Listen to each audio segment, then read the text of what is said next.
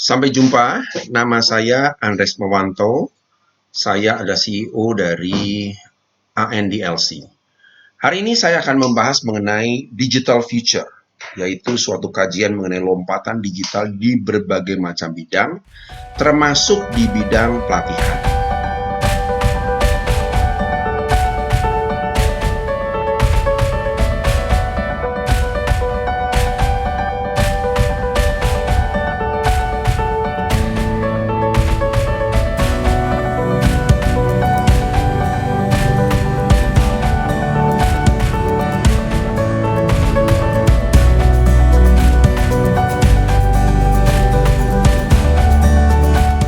Mungkin saya akan bahas banyak hari ini.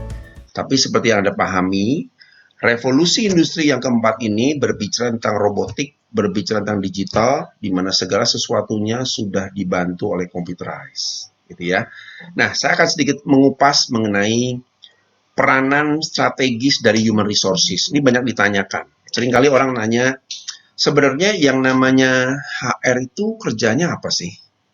Atau mungkin dari pihak bagian lain juga bertanya hal yang sama. Nah, saya ingin merangkum semua tugas tanggung jawab seorang HR.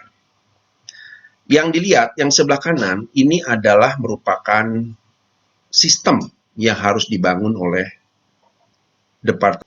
Lalu kalau kita lihat, selama proses berjalan ini, personalia harus berfungsi. Performance appraisal harus berfungsi. Training development harus berfungsi.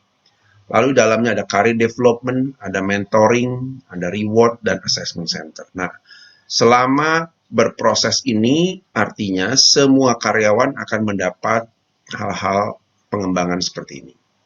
Nah, tapi yang menarik di sini, kalau kita lihat ya, di sini ada 5 tahapan. Orang pertama masuk disebut sebagai orang masuk dalam tahapan aware. Dia tidak paham apa yang harus dilakukan. Lalu setelah dia lama bekerja, dia mulailah masuk ke area namanya basic. Basic itu artinya dia mampu bekerja sesuai dengan SOP. Tapi tidak stop sampai di situ. Dia dikembangkan terus sehingga harusnya dia menjadi skillful, mastery hingga expert.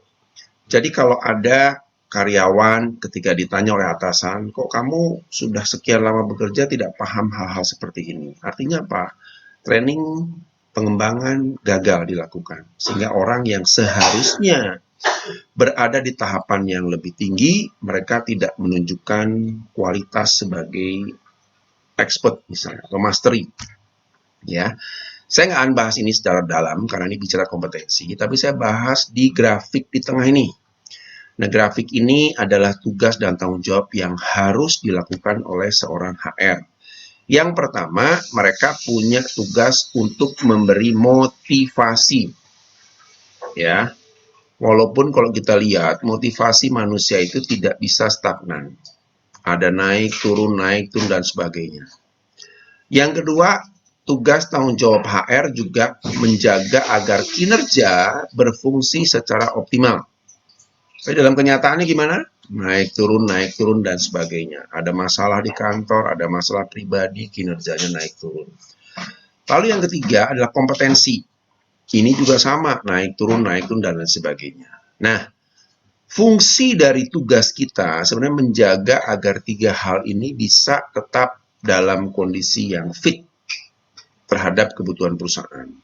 Ya, artinya kalau kita lihat di garis hitam ini adalah bahwa setiap orang atau HR di suatu perusahaan dia harus jaga agar grafik ini minimal bisa tetap naik.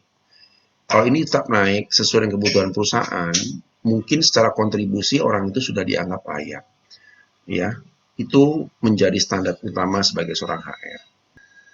Nah, di sini coba kita lihat ya, ada top skill yang 2015 menjadi standar. Complex problem solving, coordinating with other people management. Apa yang terjadi 2020 sama juga. Ternyata pengembangan itu secara relatifly tidak berubah dan masih hal-hal yang sama juga, hanya mungkin urutannya berbeda. Artinya apa? Mungkin pelatihan-pelatihan harus dikembangkan dalam jangka yang panjang sangat diperlukan. Ya. Nah, lalu kalau kita melihat evolusi dari bagaimana perusahaan mengembangkan program training atau corporate training, kita lihat pertama mungkin sekitar 98 2000 ya, e-learning blended itu masih cocok ya formasinya. Course katalog, online university dan lain sebagainya. Lalu usernya gimana, self study, sistemnya LMS. Ya, sebenarnya sudah berkembang cukup lama LMS, hanya belum didukung oleh teknologi. Lalu berikutnya 2005. Ini eranya talent management dalam pengembangan. Ya, kalau Bapak dan Ibu sering dengar ya, talent management digembar-gemborkan terus talent management, walaupun kadang-kadang salah persepsi tentang talent management. Lalu 2010 mulailah kita bicara continuous learning. Karena apa? Di sini mulai pemahaman bahwa HR itu harusnya mulai menjaga kapitalisasi dari aset-asetnya, yaitu manusia. Ya, sehingga mereka membuat suatu proses belajar itu jauh lebih panjang. Nah, 2018 mulailah kita masuk era digital pembelajaran.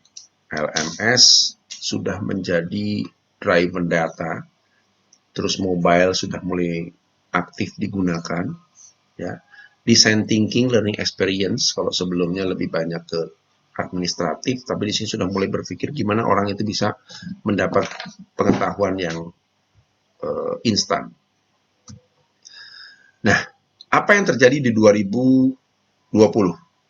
Di sini sudah masuk tahapan bahwa learning itu harus mengalir atau selaras dengan pekerjaan, tidak mengganggu, karena sekarang training yang dilakukan secara tradisional tentunya seringkali menjadi masalah.